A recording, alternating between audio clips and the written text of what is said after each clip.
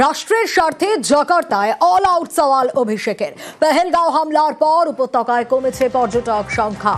ভূস্বর্গের অর্থনীতিকে ফের চাঙ্গা করায় জোর। প্রবাসীদের সভায় অর্থনীতিকে আরও চাঙ্গা করার বার্তা তৃণমূল সাংসদের। ভারতে এলে 3 দিন জম্মু কাশ্মীরে ঘুরে যাওয়ার পরামর্শ। My humble appeal before all of you. Next time when you're planning to visit India, if you're planning to visit India for 7 days, make sure you extend your trip for 3 days more. So instead of visiting for 7 days, you should visit for 10 days. So another 3 days window I want you to dedicate, specially because I want you and your family to go to Kashmir and spend 3 days for betterment of India. Abhishek model অনুসরণে BJP. বিদেশের মাটিতে অভিষেক অনুসরণে BJP. সর্বদলীয় দৌত্যর ফাঁকে মনীষী স্মরণ অভিষেকের। Japan থেকে জাকার্তায় মনীষীদের সৌধে শ্রদ্ধা। রাসবিহারী বসু থেকে রামকৃষ্ণ মিশনে অভিষেকের পর মনীষীদের প্রাঙ্গণে বাকি সাংসদরা। মনীষী স্মরণে পিছিয়ে থাকতে রাজি নয় বিজেপি। একসঙ্গে সব প্রতিনিধির মনীষী স্মরণের বন্দোবস্ত। কুয়ালালামপুর থেকেই এক যোগে মনীষী দর্শন। কেন্দ্রের শীর্ষস্তর থেকে বিষয় নির্দেশ। অভিষেকের চাপে সিদ্ধান্ত বিজেপির, দাবি তৃণমূলের। যারা গেছেন ভারতবর্ষের কথা বলতে অপারেশন সিন্দুর নিয়ে, তার বাইরে কিন্তু অভিষেক বন্দ্যোপাধ্যায় আইএনএ মেমোরিয়ালে পৌঁছে যাওয়া, যেখানে ঐতিহাসিক একটা গুরুত্ব রয়েছে, যে মনীষীরা রয়েছেন বিদেশের মাটিতে যেখানে সংরক্ষণ করা হয়েছে সেখানে শ্রদ্ধা জানানো, এটা কিন্তু দলীয় তাদের কর্মসূচিতে ছিল না, কিন্তু অভিষেক বন্দ্যোপাধ্যায় পৌঁছে গেছে। সূত্র মারফত যেটা জানতে পারলাম, ইতিমধ্যে দলীয় কর্মসূচিতে নিশ্চিত করে দেওয়া হয়েছে। তো দেখে নাও তো, সেখানে কোনো একটা ভারতবর্ষের ঐতিহাসিক কথা কিংবা জায়গা, ভারতবর্ষের কোনো মনীষী সেরকম কেউ আছে কিনা যার কাছে এই টিমটা পৌঁছে যাবে অভিষেক বন্দ্যোপাধ্যায় পৌঁছানোর আগে। বাংলার সন্তান হিসেবে আমরা সত্যি গর্বিত যে অভিষেক বন্দ্যোপাধ্যায় দেখানো পথে ডেলিগেশনের প্রত্যেকটি মেম্বার তারাও কিন্তু সেই পথে হাঁটছে।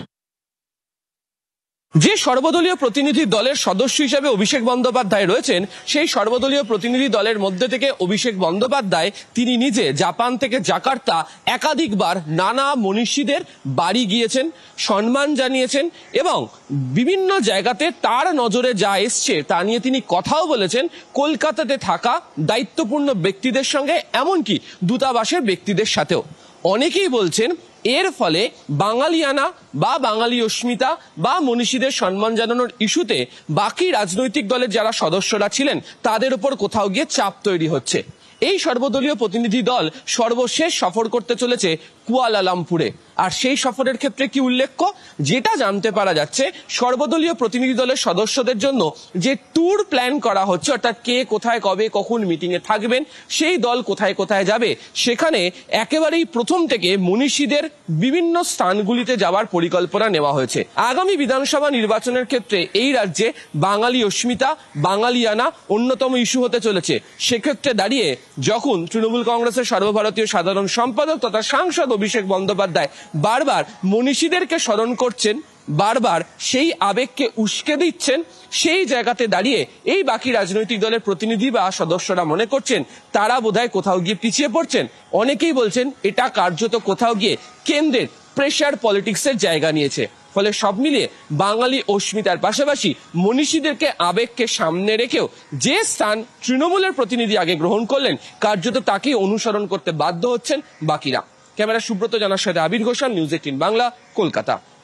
আবারও কেন্দ্রীয় বরাদ্দ পেল রাজ্য। জাতীয় গ্রামীণ স্বাস্থ্য মিশনের টাকা পেল রাজ্য। কত টাকা পাওয়া গেল, আরো ডিটেইল এই বিষয়ে জানাতে পারবে সোমরাজ রয়েছে আমার সঙ্গে। সোমরাজ, দেখো, দীর্ঘ 2 বছর ধরে এই জাতীয় গ্রামীণ স্বাস্থ্য মিশনে টাকা বরাদ্দ বন্ধ রেখেছিল কেন্দ্র। যদিও গত অর্থবর্ষের শেষ কিস্তির টাকা কেন্দ্রীয় স্বাস্থ্য মন্ত্রক দিয়েছিল রাজ্যকে, কিন্তু তারপরে রাজ্যের তরফে বারবার এই গত 2 বছরের বকেয়া টাকা নিয়ে দাবি করা হয়েছিল কেন্দ্রের কাছ থেকে জাতীয় গ্রামীণ স্বাস্থ্য মিশনের জন্য। যেটা নবান্ন সূত্রে খবর, কেন্দ্রের তরফে রাজ্যকে 391 কোটি টাকা দেওয়া হচ্ছে এই জাতীয় গ্রামীণ স্বাস্থ্য মিশনের জন্য। ইতিমধ্যেই সেই টাকা দেওয়ার জন্য অনুমোদন কেন্দ্রীয় স্বাস্থ্য মন্ত্রকের তরফে নবান্নকে দেওয়া হয়েছে বলে সূত্র মারফত জানা যাচ্ছে। গ্রামীণ স্বাস্থ্য ব্যবস্থার পরিকাঠামো, সুস্বাস্থ্য কেন্দ্র সহ একাধিক ক্ষেত্রে এই কেন্দ্রীয় বরাদ্দ ব্যবহার করা হয়। ইতিমধ্যে কেন্দ্রীয় স্বাস্থ্য মন্ত্রকের তরফে চিঠি দেওয়া হয়েছে রাজ্যকে, খুব শীঘ্রই রাজ্যের কোষাগারে এই অর্থ আসবে এবং রাজ্যের প্রশাসনিক মহল মনে করছে দীর্ঘ 2 বছর ধরে যে এই প্রকল্পের টাকা কেন্দ্র আটকে রেখেছিল, এবার থেকে রাজ্য মনে করছে যে গতানুগতিক অর্থাৎ যে প্রক্রিয়ায় টাকা পাওয়ার কথা কেন্দ্রের থেকে, সেই প্রক্রিয়ায় এই খাতে কেন্দ্রের থেকে টাকা পাওয়া যাবে। বেশ, আর নজর রাখবো এবার পাক চর যোগ কলকাতাতেও। কলকাতার 3 জায়গায় এনআইএ এর তল্লাশি। কোথায় কোথায় তল্লাশি চললো আপনাদের জানাবো। আগে দিল্লি থেকে গ্রেপ্তার পাক চর সিআরপিএফ জওয়ান মতিরাম জাট। আরো ডিটেল আপডেট দেবে অমিত, রয়েছে আমার সঙ্গে। অমিত, কোথায় কোথায় তল্লাশি চললো, কি কি আপডেট পাওয়া যাচ্ছে? দেখো, ধৃত সিআরপিএফ জওয়ানের সূত্র ধরেই কলকাতার পাশাপাশি পার্শ্ববর্তী রাজ্য আসাম এবং অন্যদিকে দিল্লি, গুজরাটেও কিন্তু অভিযান চালানো হয়েছে ন্যায়ের তরফে।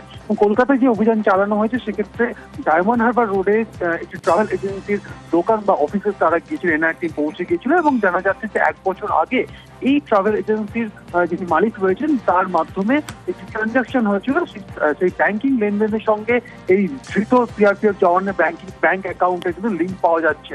অন্যদিকে পার্ক সার্কাস এলাকাতেও কিন্তু এনআইএর তরফে অভিযান চালানো হয়, অন্যদিকে আসামেও একটা অভিযান চালানো হচ্ছে। মূলত ধৃত সিআরপিএফ জওয়ানের সঙ্গে এদের যে সম্পর্ক, সেই সম্পর্কগুলো কিন্তু জানার চেষ্টা করা হচ্ছে এনআইএর তরফে। তবে কলকাতায় যে অভিযান চালানো হয়েছে তাতে আর্থিক লেনদেনের তথ্য উঠে আসছে, এমনটা কিন্তু এনআইএর তরফে জানানো হচ্ছে। বেশ, উনি যা নিয়ে এসেছিলেন 5000 রেকর্ড নিয়ে এসেছিলেন, 5000 রেকর্ডে সার্চিং করে যে উনি 5000 কিছু রেকর্ড পাইনি, ঠিক আছে? তাহলে রেকর্ড পাইনি, তাহলে ওই নম্বরে সেম অন্য রেকর্ড পেয়েছে 3টে ট্রানজ্যাকশনে, যে আমরা pay point India third party apps দিয়ে করেছিলাম, মানি ট্রান্সফার করি থার্ড পার্টি অ্যাপস দিয়ে হয়, মানি ট্রান্সফার হয়, ঠিক আছে? ও টাকা নেয়, আমিও টাকা নেই, সব মিলিয়ে কাজ হয়। তাহলে ওই 3টে ট্রানজ্যাকশন হয়েছিল থার্ড পার্টি অ্যাপস দিয়ে, বাস আর কিছু নেই। 3টে মোবাইল আর একটা ল্যাপটপ নিয়ে গেছে আর আমাকে বলে যে 11টার সময় মানডে আসতে হবে আপনাকে রাজারহাট। হ্যাঁ, তাহলে আমি যাব, নিশ্চয়ই যাব।